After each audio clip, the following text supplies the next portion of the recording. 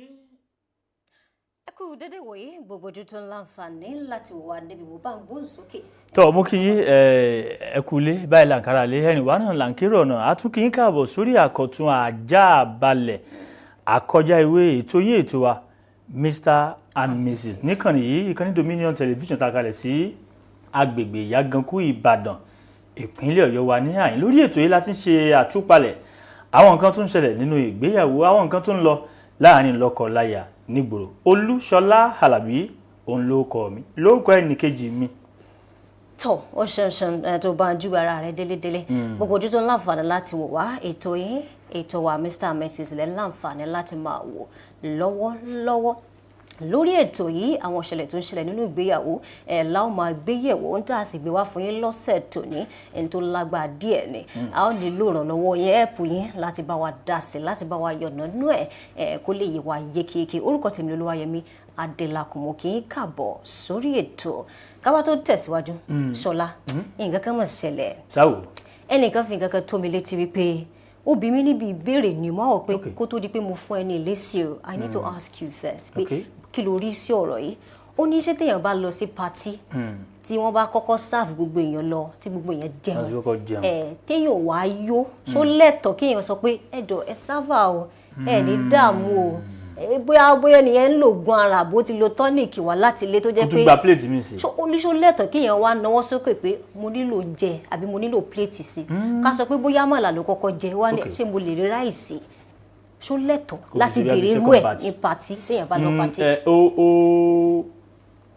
ó dáa ṣùgbọ́n yóò lójú òde tírú àwọn Samson Balógun bá pè mí sóde ń jẹ pléètì mẹ́rin ń jẹ́ mọ̀ pé lẹ́yìn èní ni wá lọ́la tí òun náà tó bá wá sí patí mi náà yóò jẹ bẹ́ẹ̀ bí pléètì mẹ́wàá so àmọ́ tó bá jẹ́ òde ara àta ni ẹni tí èèyàn ò mọ̀ ní tèmi o ń sunra kì má ti jẹ̀ kan ilé yánu kò jù bá ń lọ. àṣọmọ̀ pọ̀rọ̀ yìí ti wá dá wà lálẹ́ lóríṣiríṣi ní patí tó yẹ pé àwọn tó bá jẹ́ pọ́n gba àsè àwọn kétra là ń pè bẹ́ẹ̀ tán ni arákùnrin àbárábìnrin ó ti fẹ́ dẹ̀ mọ́ yín jò ṣé ẹ̀yin nìkan lẹ wá pàtì ni ṣé ẹ̀yin lẹ fowó lẹ̀ tàbí ṣe pàtì. àwọn míì gan mọ bá kétra jà pé àwọn ẹran tó kù ṣé ẹ fẹ́ gbé lọ lé ni ẹja jẹun tá a jẹ lé ni sáà ní wá lọ́la bẹ́ẹ̀ni àmọ́ ìṣẹ̀lẹ̀ bẹ́ẹ̀ àmọ́ níwòye tèmi tó bá jẹ́ pàtì ara lé ni àájà mu o sítú gan mọ̀ tá a dá fàájì dọ̀bálẹ̀ gidi. pàtì tiẹ̀ ń bọ̀ lọ́nà báyìí. àwọn tó bá ti jẹ́ pàtì ara àta tí èèyàn mọ̀ bí wọ́n kàn èèyàn mẹ́ta náà ni yóò invite èèyàn tó bá ti ń jẹ́ bí àtọwọ́dọ́wọ́ event.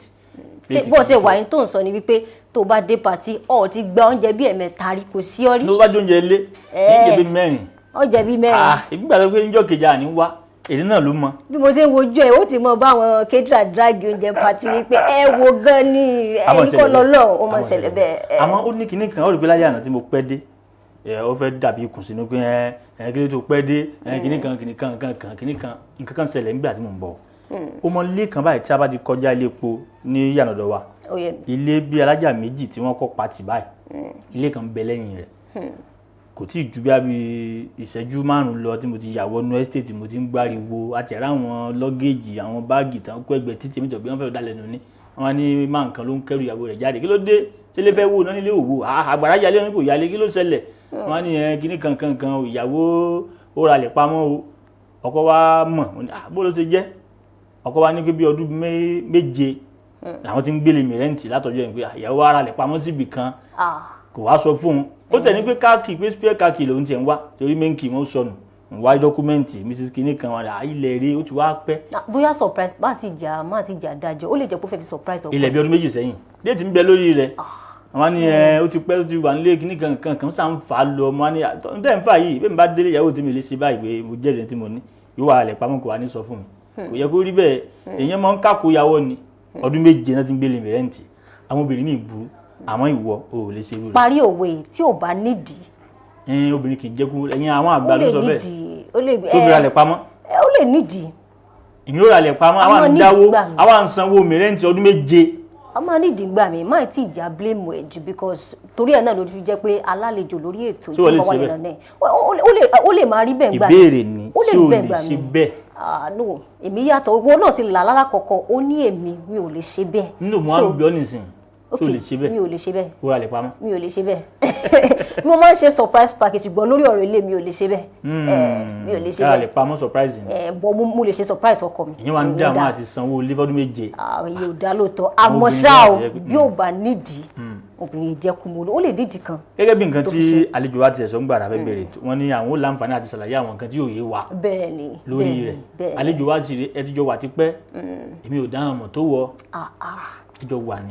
ó sì àmọ́ sọyún lórí ètò ó ṣàfẹ́ ẹjọ wà tipẹ́ èèyàn máa ń sí àwọn ọ̀rọ̀ kan kù. orúkọ kan ní mọ̀ ní orúkọ wọn kí ló fi jọ lẹ́nu ní kékeré abalajọ léèsì ni ó láwọn kan tẹ́tẹ́ gbọ́dọ̀ mo fi pamọ́ eléyìí mọ̀ jà sọ eléyìí jà sọ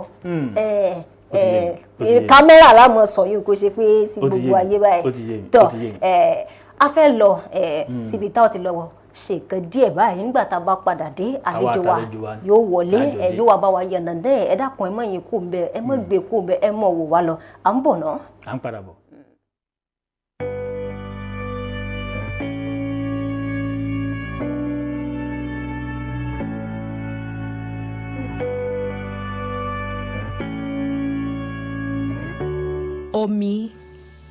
Omi jẹ́ ohun tó ṣe pàtàkì nínú ìgbésí ayé ẹ̀dá ènìyàn.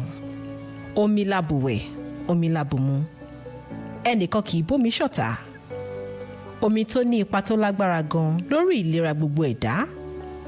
Ohun tó lẹ́mìí àti ohun tí ò lẹ́mìí. Gẹ́gẹ́ bí ìmọ̀ sáyẹ́ǹsì ṣe sọ, omi ní ìdá 60 nínú ìwọ̀n ara wa. Oríṣiríṣi àǹfààní ló wà nínú omi mímu, àmọ́ díẹ̀ lára rẹ̀ nìwọ̀nyí. Omi ṣe pàtàkì fún ètò ẹ̀dá oúnjẹ ara. Omi ń jẹ́ kí kíndìnrín ṣiṣẹ́ dáradára torí ó ń dín àfojúsùn ìṣòro kíndìnrín bí òkúta inú kíndìnrín kù. Omi ń ran ara lọ́wọ́ láti yọ ìdọ̀tí jáde lára nípasẹ̀ òógùn, ẹ̀yọ́ àti bẹ́ẹ̀ bẹ́ẹ̀ lọ. Omi ń ṣiṣẹ́ fún àwọ̀ láti jẹ́ kí àwọ̀ wa máa dọ̀tun lójoojúmọ́. Omi máa ń fún ara ní okun láti jẹ́ kí gbogbo ẹ̀yà ara ṣiṣẹ́ dáradára tí ó sì ń dín àìlera kù lágọ̀ọ́ ara bí orí fífọ́ lẹ́yìn kòókòó jọ̀ǹjọ̀ǹ fún ìfọ̀kànbalẹ̀. Kì í ṣe pé ara ènìyàn àti ẹranko nìkan ni omi ti wúlò. Ó wúlò lára àwọn nǹkan ọ̀gbìn.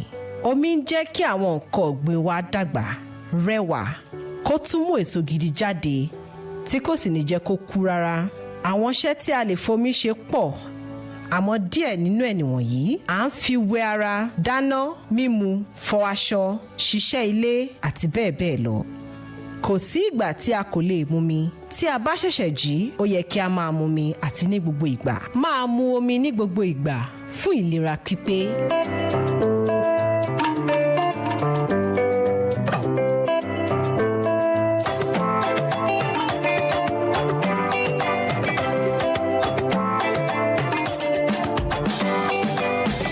Èso àjàrà tí àwọn òyìnbó ń pè ní grape jẹ́ èso tó pọ́n lórí igi tó sì wà ní ọ̀pọ̀lọpọ̀ àwọn àwọ̀ bíi aláwọ̀ ewé, àwọ̀ pupa àtàwọ̀ purple. A lè jẹ wọ́n bí èso tàbí lò wọ́n láti ṣe wáìnì ẹlẹ́rìndòdò. Èso yìí kún fún oríṣiríṣi àjìrà bíi vitamin C, antioxidant àti potassium tó jẹ́ kí wọ́n jẹ́ èso àmúyẹ tó ní àǹfààní púpọ̀ fún ìlera. Díẹ̀ nínú àwọn àǹfààní pàtàkì tí ó wà nínú èso àjàrà tóyìnbó ń pè ní grape nìwọ̀nyí. Àbójútó ìlera ọkàn àti ẹ̀jẹ̀. Èso àjàrà jẹ́ orísun pàtàkì ti potassium tó ń ṣe ìrànlọ́wọ́ láti ṣàkóso ẹ̀jẹ̀ ara. Ara àwọn àmúyẹ tó wà nínú èso yìí là ń pè ní resveratrol tó lè ṣe ààbò fún ọkàn láti dín ewu àrùn ọkàn kù. Èyí jẹ́ kí èso àjàrà jẹ́ apá kan tó dára nínú oúnjẹ tó dá lórí ìlera ọkàn. Ẹlẹ́ẹ̀kejì, ìlera ojú. Èso àjàrà ní ohun tí èdè òyìnbó ń pè ní lutein àti zeaxanthin lélẹ́yìí tí wọ́n jẹ́ ìdènà àrùn tó ń ṣe pàtàkì fún ìlera ojú. Wọ́n lè dáàbò bo ojú lòdì sí àìlera bíi cataract àti àwọn àìsàn tó máa ń ṣẹlẹ̀ pẹ̀lú ọjọ́ orí tí ó sì lè fa pípàdánù ìran. Ẹlẹ́ẹ̀kẹta, ìdènà àrùn jẹjẹrẹ tí àwọn òyìnbó ń pè ní cancer. Mo kí yín ẹ káàbọ̀ padà sórí ètò yín ètò wa Mr and Mrs àti láǹfààní àti wà ní ibi tí a ti mọ̀ fi ọ̀rọ̀ wérọ̀ pẹ̀lú àlejò wa ìyàwó ra lẹ̀ pamọ́ láti bí ọdún 7 tí wọ́n ti ń sanwó ilé mìrẹ́ǹtì. Ọkọ padà kẹ́fín pé tọ́ ìyàwó ra lẹ̀ pamọ́, wọ́n ní surprise ni àwọn ìyá náà ní ó lè jẹ́ surprise nǹkan tọ́ èmi ò tí ì gbà.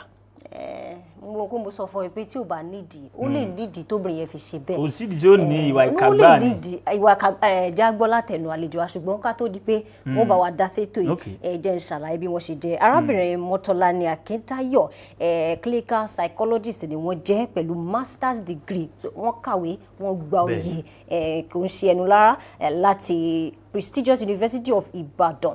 Bẹ́ẹ̀ náà ni pastor ni wọ́n tún jẹ́ marriage counselor ṣó rí pé àwọn onímọ̀ nípa bá a ṣe ń ṣe àtò ọ̀rọ̀ ìgbéyàwó oyè wọn dáadáa bẹ́ẹ̀ ni oyè wọn orí ẹ̀ pẹ́ àmọ́ àwọn ò ní fọwọ́ sí pé surprise jágbọ́lá tẹnu wọn tán. akínyẹ káàsán ìyá wa. Good afternoon. Good So I afternoon. can mix English Yes, and you are free. Yoruba, Yes, right? you're free. Okay, so can I lend my voice now? Yes, you can. Okay, so first and foremost, when you told me about this particular scenario, Okay. one of the things I tell my couples in couples therapy is the fact that marriage is not built on love. Marriage is built on wisdom. We've seen many people who get divorced today started out on the note of love. Kò ṣe pé wọn ò nífẹ̀ẹ́ ara wọn láti ilẹ̀, wọ́n nífẹ̀ẹ́ ara wọn, but orí nǹkan tí ẹ sọ as example yìí wípé ìyàwó ralẹ̀ kò sọ fọ́kọ ó tọ́jú nǹkan pamọ́, misunderstanding and misinterpretation, miscommunication a lot of times ló máa ń fa issue. First and foremost, when we have issues like this, ìbéèrè tó yẹ ká béèrè lọ́wọ́ ara wa ni wípé kí ló lè fà á kóbìnrin yẹn kó fi ralẹ̀ lẹ́yìn ọkọ ẹ̀? Why would she have done that?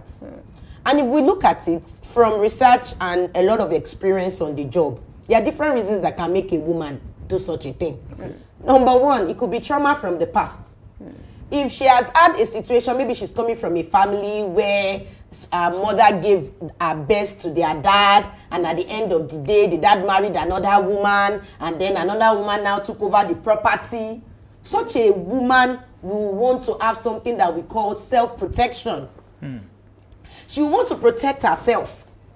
She will want to be sure that, hey, won't protect the future, won't safeguard future. Continue lola kuma bashele. I was talking to her earlier before the show that amongst one of my many couples that I'm handling right now, I have one that has that particular issue. So what we are discussing today is not something out of the world.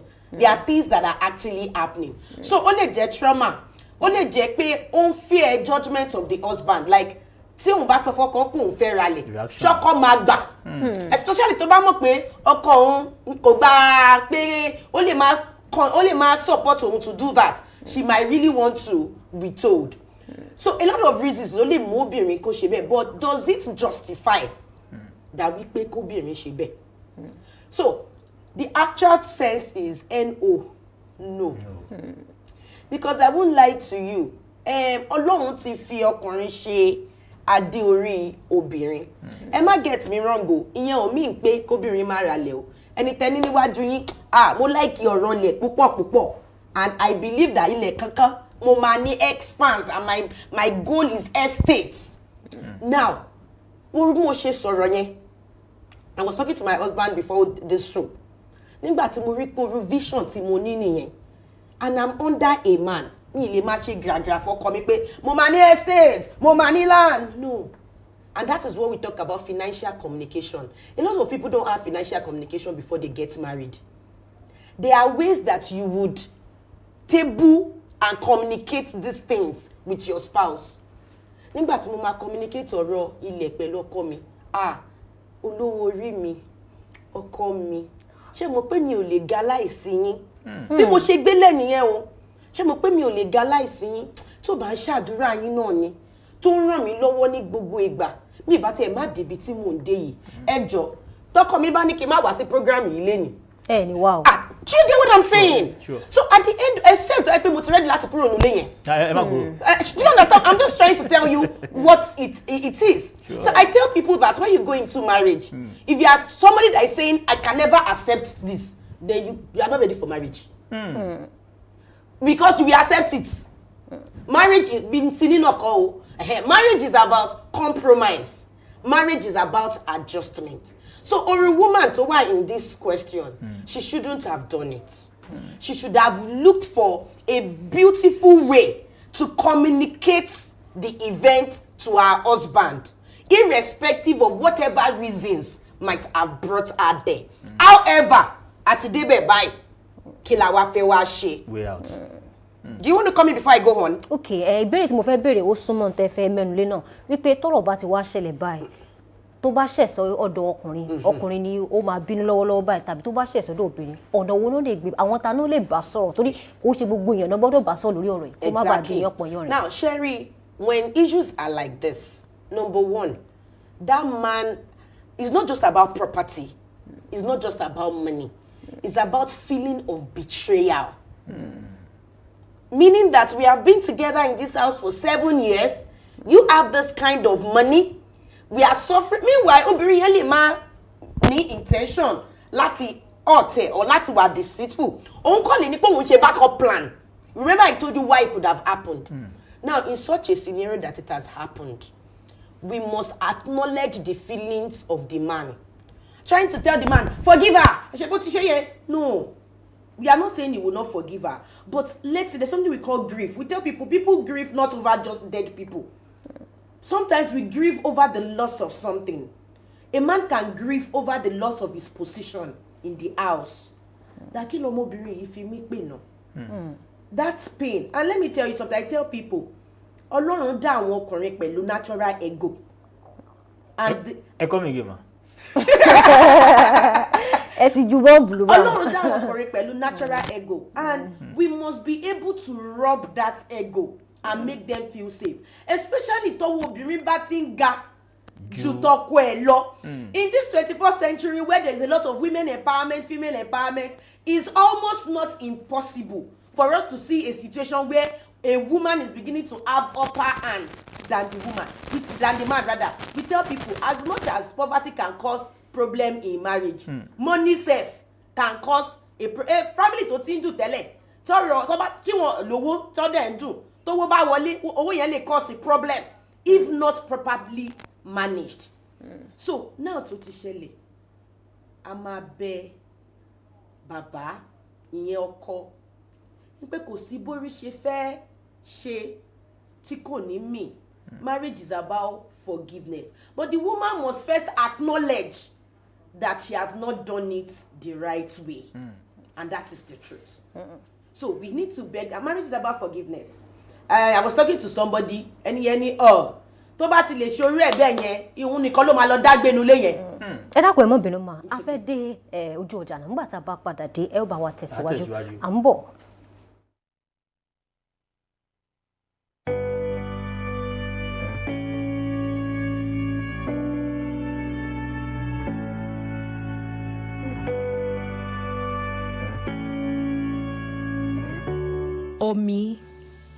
Omi jẹ́ ohun tó ṣe pàtàkì nínú ìgbésí ayé ẹ̀dá ènìyàn. Omi labùwẹ̀, omi labùmu. Ẹnìkan kì í bómi ṣọ̀tá. Omi tó ní ipa tó lágbára gan lórí ìlera gbogbo ẹ̀dá. Ohun tó lẹ́mìí àti ohun tí ò lẹ́mìí. Gẹ́gẹ́ bí ìmọ̀ sáyẹ́ǹsì ṣe sọ, omi ní ìdá 60 nínú ìwọ̀n ara wa. Oríṣiríṣi àǹfààní ló wà nínú omi mímu, àmọ́ díẹ̀ lára rẹ̀ nìwọ̀nyí. Omi ṣe pàtàkì fún ètò ẹ̀dá oúnjẹ ara. Omi ń jẹ́ kí kíndìnrín ṣiṣẹ́ dáradára torí ó ń dín àfojúsùn ìṣòro kíndìnrín bí òkúta inú kíndìnrín kù. Omi ń ran ara lọ́wọ́ láti yọ ìdọ̀tí jáde lára nípasẹ̀ òógùn, ẹ̀yọ́ àti bẹ́ẹ̀ bẹ́ẹ̀ lọ. Omi ń ṣiṣẹ́ fún àwọ̀ láti jẹ́ kí àwọ̀ wa máa dọ̀tun lójoojúmọ́. Omi máa ń fún ara ní okun láti jẹ́ kí gbogbo ẹ̀yà ara ṣiṣẹ́ dáradára tí ó sì ń dín àìlera kù. Ẹ káàbọ̀ padà ètò Mr and Mrs lẹ̀ṣẹ̀ láǹfààní láti wò lọ́wọ́lọ́wọ́. Ẹ dákun ẹ bá ń tẹ̀síwájú. Ta ló yẹ kán sọ fún tọ́rọ̀ bá ti ṣẹlẹ̀ báyìí? Ta ló yẹ kán bá sọ̀rọ̀? Tọ́rọ̀ bá ṣẹlẹ̀ báyìí ṣé ọ̀rẹ́ ẹni láfẹjọ́ sùn ni àbí mọ̀lẹ́bí ọkọ àbáwọn pàìtọ̀ ṣọ́ọ̀ṣì wa àbí àwọn àfáàsọ mọ́sáàsì wa. Sherry, tí ọ̀rọ̀ bá ti ṣẹlẹ̀ nínú ìgbéyàwó tí ó bá níyàn fẹ́ sọ fọ́rẹ̀ kò ń ṣe gbogbo ọ̀rẹ́ lẹ́nu wọn bò. Bí ó bá níyàn fẹ́ sọ fọ́rẹ̀ kò ń ṣe gbogbo ọ̀rẹ́ ló ní right perspective to situation. tóbìnrin ẹ bá ní òun fẹ́ sọ fọ́rẹ́ ọ̀rẹ́ mi kí ni big deal nínú nǹkan tó ṣe kí ni so kò ń ṣe gbogbo ọ̀rẹ́ níyàn lè ní pé yàn lè fọ̀rọ̀ ọkùnrin yẹn gan tó bá ní kóun fi lọ àwọn ọ̀rẹ́kùnrin ọkùnrin some of them will take the decision far beyond pé ìyàwó ẹ̀ ṣe máa ṣe nonsense bẹ́ẹ̀ yẹn so for me ọ̀rẹ́ ò ń ṣe ẹni tó máa dédé fi ọ̀rẹ́ yẹn lọ. ẹlẹ́ẹ̀kejì ṣé in-law ló fẹ́ fi I tell people tó bá fẹjọ́ spouse ẹ̀ sùn family ẹ̀ long after you are forgiving your spouse your parents or your siblings will still be relating to your spouse based on that information that you gave in the way that ìwọ go ní nífẹ̀ẹ́ sí mọ́ pé kí ló dé tẹ́ ṣe ń ṣe báyìí fọ́kọ mi kí ló dé tẹ́ ṣe báyìí fún ìyàwó mi right so in-law náà ń ṣe right person a máa bẹ̀rẹ̀ láti professional counselors therapists like us tó jẹ́ wípé we have sworn an oath of confidentiality wípé ibi tọ́rọ̀ yẹn náà wà ló máa dé pastor àbí àlùfáà àbí olórí community tó bá wà tó mọ̀ pé ó tójú òṣùwọ̀n láti dá sí orí ọ̀rọ̀ yẹn ẹni tó jẹ́ wípé wọ́n mọ̀ pé kò sí lẹ́yìn wípé ẹ divide because I tell you a lot of people are out there ajẹgbodò ni wọ́n wẹ́ ní kúnra ni so when issues like that talk to professional counselors talk to therapists talk to your pastors or whatever or other religious leaders in that space. ẹ ṣe ẹ kúrò látàárọ̀ torí tá a bá ní parọ́ àti rí nǹkan méjì dìmú nínú àwọn nǹkan tí ẹ ti ń bá wa pẹ̀kẹ́lù látàárọ̀ òun láti gbọ́ yìí ọ̀rọ̀ pé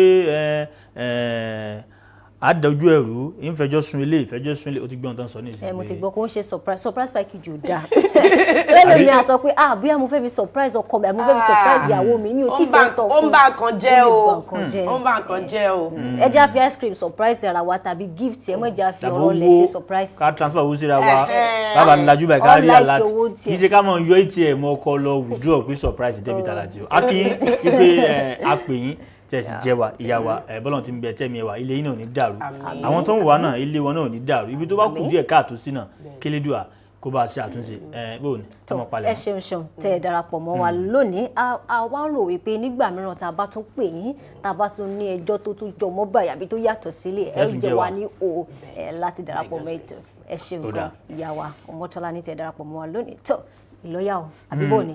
bẹ́ẹ̀ ni oníyẹ̀ṣe ọlọ́bẹ̀ ṣe tọ ibi náà láwọn gé pété fún tòní lórí ètò yín ètò wa Mr and Mrs níkànnì yìí Olúṣọlá Alábí òun ló kọ tèmi ń jẹ. tó Olúwayẹmí Adélakùn lórúkọ tèmi ẹ ṣeun tẹ́ ẹ darapọ̀ mọ́ wa ọ̀sẹ̀ tó ń bọ̀ ọjọ́ rẹ ni a ó tún gbé mi ìwà tó tún yàtọ̀ sílé tó ó dàbọ̀.